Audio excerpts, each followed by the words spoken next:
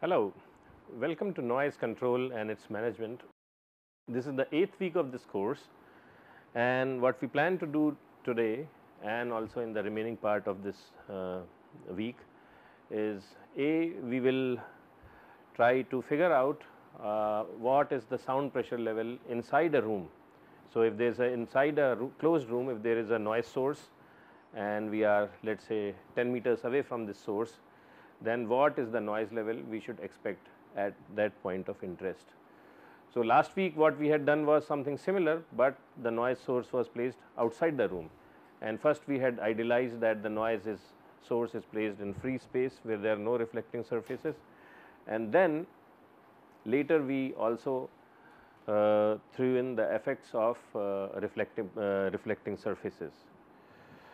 So, that is what we plan to do, and then once we are done with this discussion, then we will actually go and start estimating noise levels due to specific noisy components, for instance due to the presence of fan or motor and things like that. So, in the last class or last week, what we had discussed was that if we were outside, if we were outside and there were no reflecting surfaces, then suppose this is a noise source and this is not necessarily a point source, but it could be any arbitrarily shaped source. So, and it is and we are at a distance r away from it. So, this is where we are located, and we are interested in finding the value of sound pressure level at this point P. So, this is point P and it is at a distance r from the noise source. Then what we had developed was a relation, and it said that LP in decibels equals LW. So, what is LW? It is the sound power level. So, this source of noise is emitting W watts of power. So, it is equal to LW plus directivity index, and if it is a perfectly spherically symmetric source, then the directivity index will be 0, otherwise it will be some non-zero number, minus 20 log of 10 of radius minus the effect of air attenuation, which is 4.34 m times r and minus 10.9. So, this is the expression we had developed, where LW, we have explained it earlier also, is what? It is equal to 10 log of 10 of this ratio W over reference power level, which is W naught or W ref, and M is the air attenuation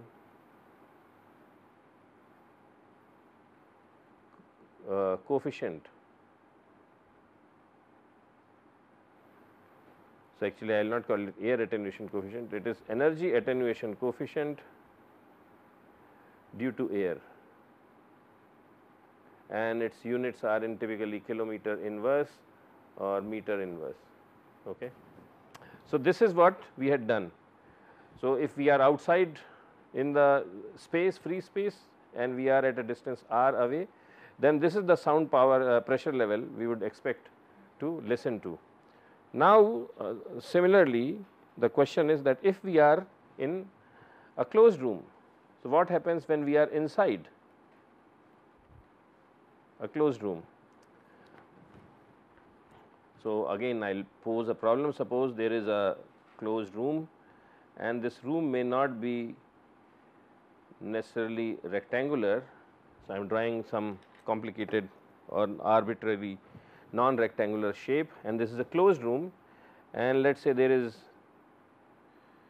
a source it could be a fan or a motor or a lathe machine or whatever, and this is generating noise, and let us say it is generating W watts of sound energy each W joules of sound energy each second. So, its sound power level here is W, and what we are interested in finding out is that I am, let us say, at a distance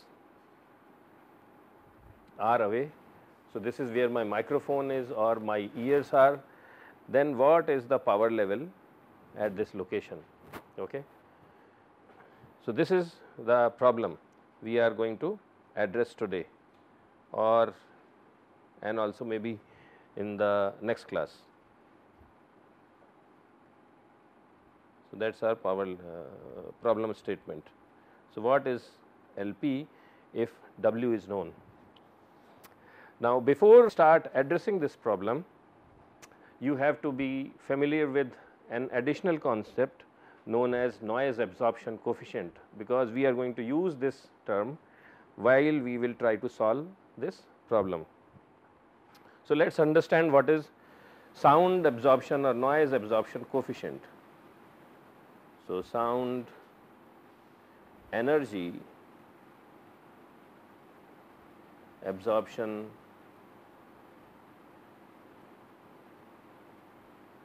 coefficient.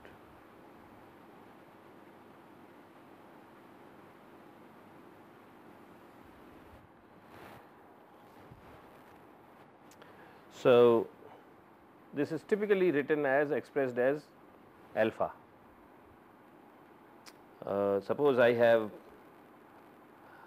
a plate, let us say the plate is extremely large, infinitely sized, and this plate could be of any material, it could be brick or it could be curtain or glass or whatever, and I throw sound at it. So, sound comes from here. So, this is my source and it gets reflected. Okay. So, there is an incident energy or incident power and there is reflected power.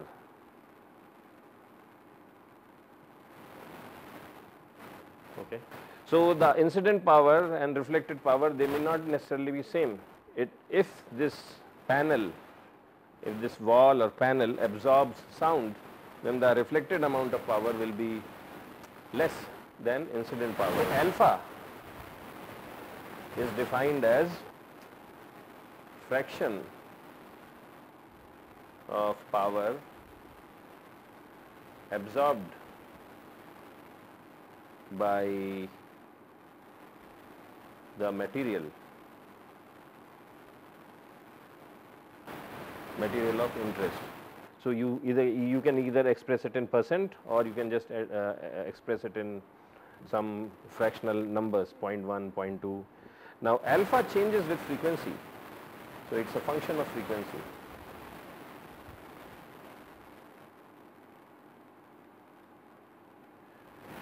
So, different materials, the same material may absorb more sound at high frequency and maybe less sound energy at lower frequency. And there are standard, people have done lots and lots of experiments to characterize different materials, and a very large number of materials have been characterized for their values of alpha, the sound energy absorption coefficient.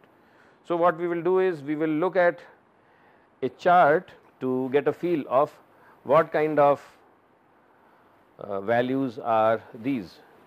So, this is what I got from internet. So, what you see is we will look at couple of things. So, what you see here are different materials. So, first one material is acoustic plaster, then acoustic steel deck, but there are even common materials, bricks. Suppose you have a brick wall and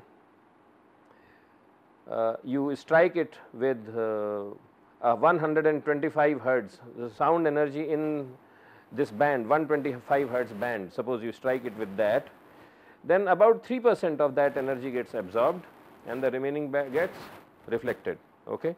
So, then in that case its alpha is 0.03, and it remains same up to 250, 500 hertz, but that but at 1000 hertz it becomes higher.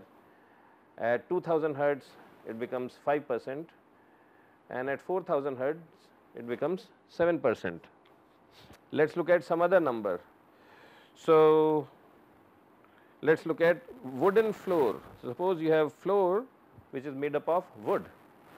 Now, wood, it looks like, is very good in terms of absorbing sound energy at low frequencies. It absorbs about 15%, but as you go higher in the frequency, it absorbs less and less amount of energy. So, low frequency energy, wood is good at absorbing it, but at higher frequencies it has problems. So, if you make a floor, and where you have raised wood, what does raised wood? It is like this, and then you have some gap here. So, there is some hollow stuff here. Then this type of wooden floor absorbs 40% energy at low frequencies, and at higher frequencies that absorption coefficient becomes 10%.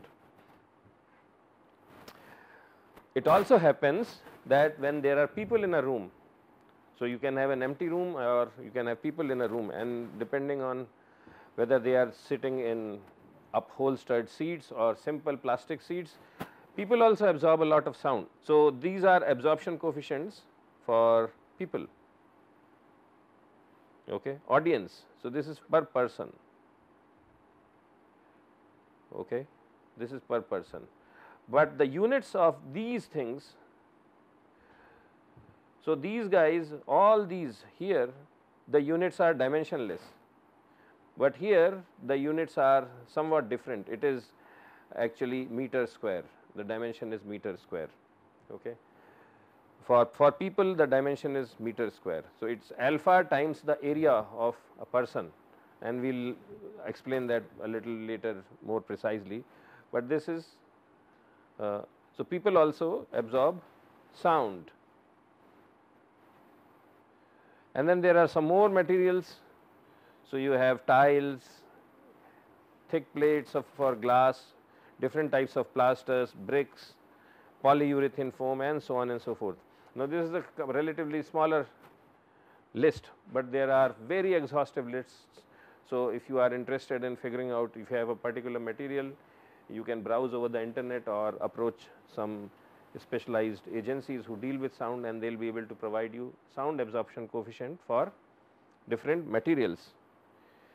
And what do we do with this? So, of course, I mean, we get a feel how good or poor a particular material is, but when we work inside rooms, what we try to figure out is what is the overall sound absorption coefficient for the entire room. So, how do we calculate it? So, sound absorption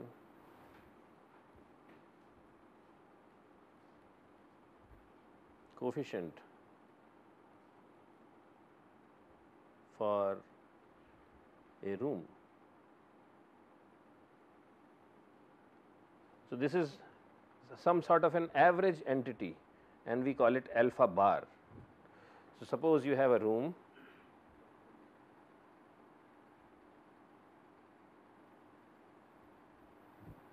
so we have a room and it has different surfaces. So, this is surface 1, this is surface 2, surface 3, surface 4, surface 5, 6, 7, 8, 9. There may be other surfaces also, this wall and the other wall, okay. So, suppose I have a sound source and I throw sound on this surface, and let us say each surface is made up of different material. Maybe this is made up of a brick wall, this surface could be having a brick wall, but it is also having very heavy curtains in front of it, okay. So, each surface may be different. Then what is the average sound absorption coefficient for this room? What it is sound absorption coefficient for the first surface times area of that first surface plus absorption coefficient for second surface times area of second surface, and we keep on adding this till we account for all the surfaces. Okay. So, this is a sum of all the multiples of all absorption coefficient and their respective areas divided by the sum of areas. Okay. So, that gives us average absorption coefficient for the room, and this is for the case when there are no people.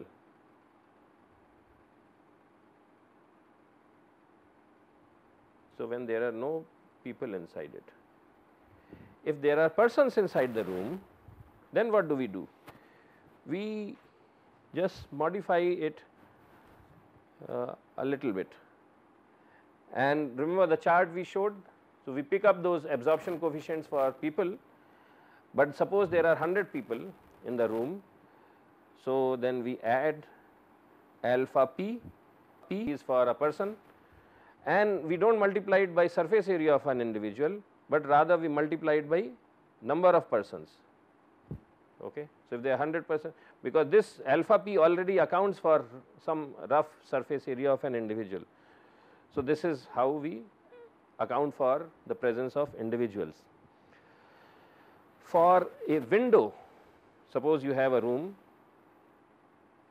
and there is an open window in it, what will be the value of alpha for that thing? Well, whatever sound energy goes towards the window, it just goes out. So, nothing gets reflected back.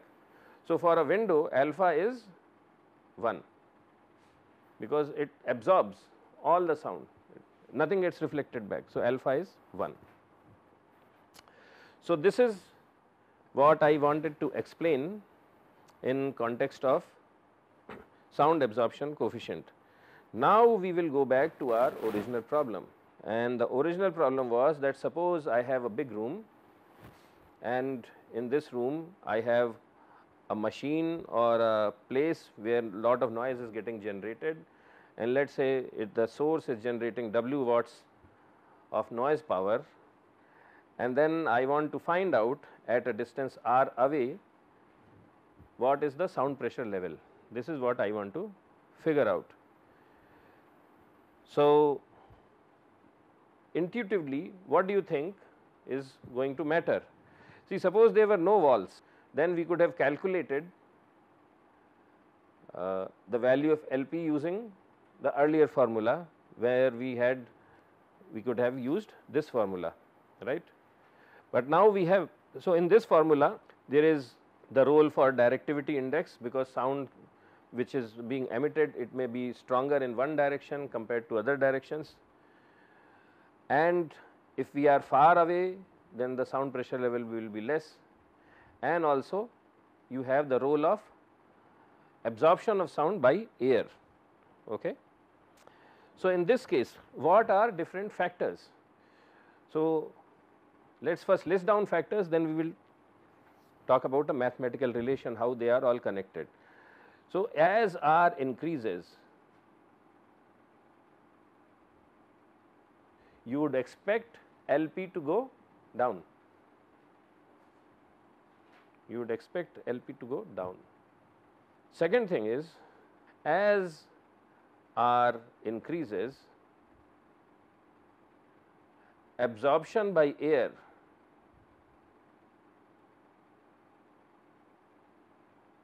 that should also go up. So, when you are going away from the source, even if air did not absorb any sound, even then the sound pressure level will go down, and in case air absorbs, then sound pressure will go down even faster. So, that is the second thing. Third thing is, what you would expect is that if the sound being emitted is uniform in all the directions, then the directivity has no role. But if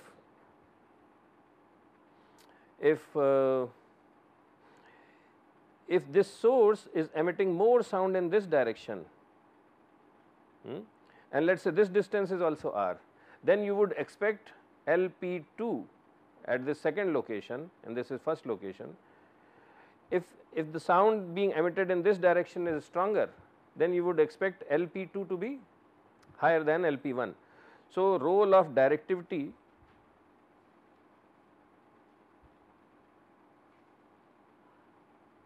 is also important. So, whatever mathematical relation we have, it should also account for role of directivity. But there is one so all these factors were present in our earlier case when there were no reflecting surfaces, right. When there is a reflecting surface, sound is not only reaching these locations directly, but it also goes to these walls and it reaches the point of interest like this. And it is not that it just gets only reaches the point of interest. So, some sound reaches the point of interest directly and some sound reaches there after getting reflected. If it reaches this point of interest after only one reflection, the reflected amount of sound will be absorbed by lesser amount, but then it will again go and hit another wall, it will again get reflected. So, each successive reflection, the amount of sound which reaches the point of interest becomes less and less. So, based on this physical understanding, people have used knowledge of statistics and ray mechanics and things like that, and people have come up with a relation. That relation accounts for all these effects, the role of R, the role of sound absorption by air, the impact of directivity, but it also accounts for reflection of sound, because the sound which is being received at the point of interest is partly direct in nature and it is partly reflected in nature, and we have to account for both of those. Okay. So, in the next class what we will do is we will actually have a detailed discussion on that particular relation, and also using that how can we calculate sound pressure level at the point of interest. So, that concludes our discussion for today, and with this I hope that you have a great evening, and I look forward to seeing you tomorrow. Thank you.